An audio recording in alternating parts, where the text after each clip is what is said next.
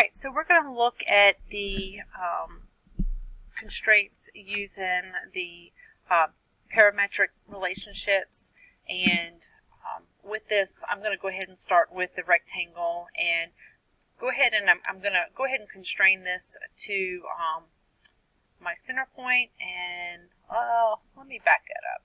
Let's start. Alright, so I'm going to go ahead and start with the parametric relationship section of this chapter and look at, once again, applying sizes and shapes on our features, our geometric features, in order to fully constrain our sketches. So we've already been over applying the dimensions. So I always like to keep the sketch that I have in relationship to 0, 0. So I'm just placing these dimensions on here now so I can get that evenly spaced, and that's not evenly spaced. Let's go ahead and make that 2.5. There we go. So I've got the rectangle here, and I'm going to add a circle, and now I want to dimension this.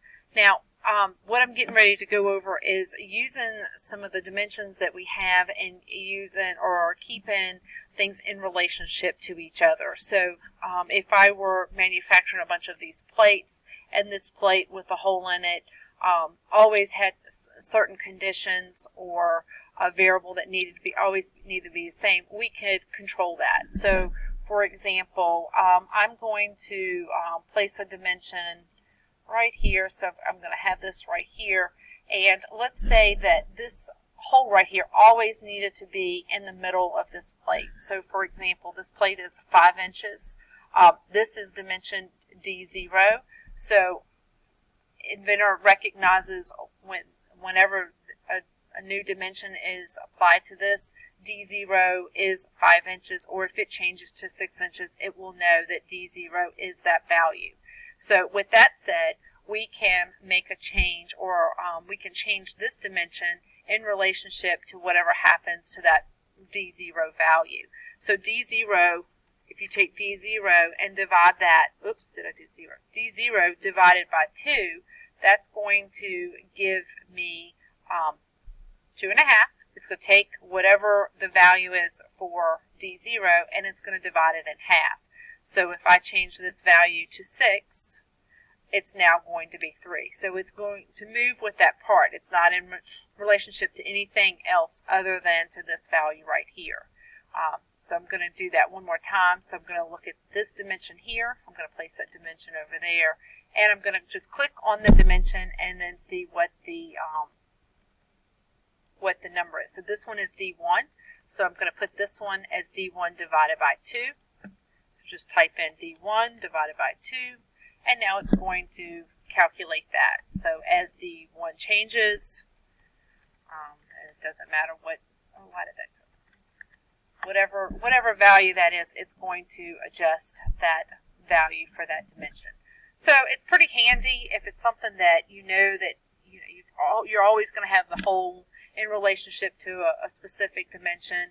If you're making 30 of these plates and every plate's different, and you always want to have that hole in the middle, this is a great way to duplicate that process over and over, and save this setup so each time you can generate that drawing much quicker.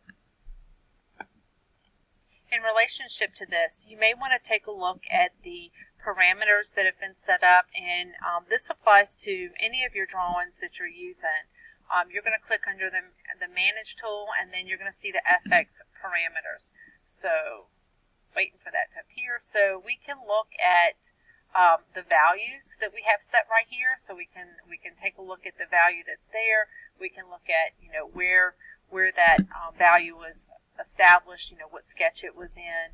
Maybe like there's my equation that I used just a second ago, where I said DO divided by 2, and then there is the output for each one of those. So if I wanted to make a change to one of these values that are over here, I can also type in an equation over here instead of just putting it on my drawing. I can specify D1, let's just say D1. We want the diameter of that circle which is this right here. This is 1 inch. That was the equation. So D1, that's the length of it. D1 divided by, let's say it needs to be divided by 3. If I put that in there, then that's going to change the diameter of that part. So these kind of work hand in hand. It's pretty neat to work with some of those formulas. This gets into a lot more of like your programming and using creating multiple drawings from one standard drawing. So I'm going to hit the done command right here, and we're going to finish that. So we've got those parameters laid out, and I'm gonna just do this real quick. I want that to be whatever half of this one is. So that is my D0. So that is going to be D0 divided by 2. So that's going to put that back in the middle, and then I want this dimension to be D1 divided by 2. And that's going to keep that right there in the center. So I'm going to just go ahead and finish this sketch and extrude that part. I'm just going to extrude it.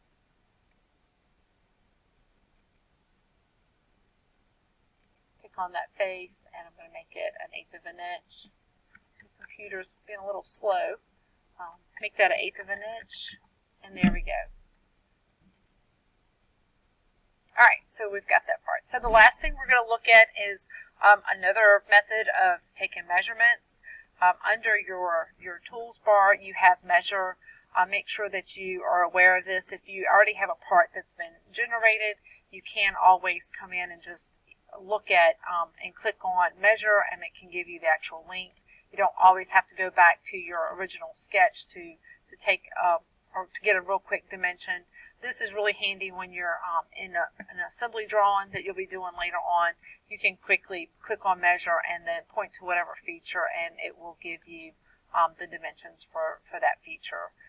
So another thing that I would like for you to look at is looking at the face. So I just clicked on the face there, and you can see that on face 2, the selection, I have the perimeter for that face, the total loop length, I've got the area here, and that might be, you may have a need where you need to quickly be able to calculate the perimeter of the area.